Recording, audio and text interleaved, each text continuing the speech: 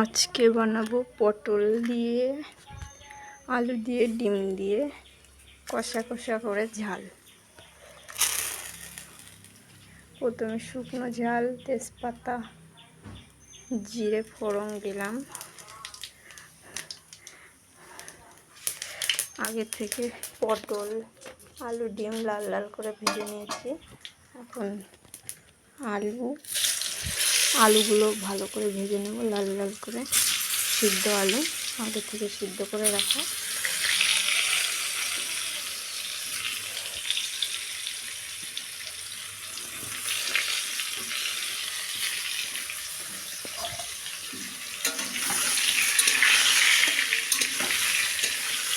একটু লাল লাল করে ভাজতে হবে।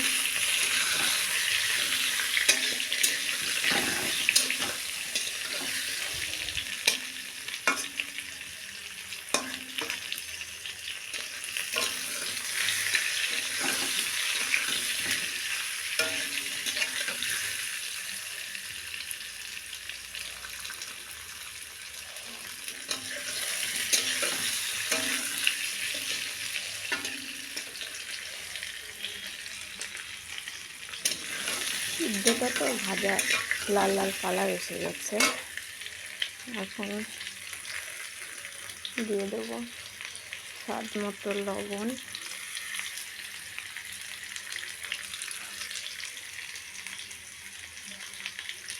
পরিমাণ মতো হলুদ,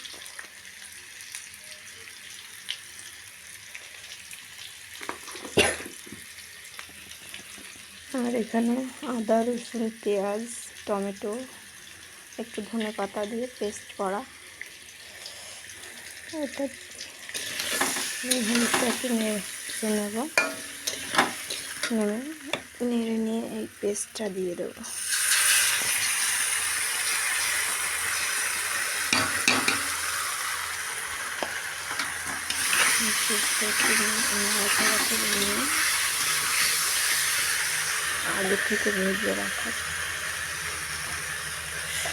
আগে থেকে ভেজে রাখা পটল, ডিম এগুলো দিয়ে দেবো।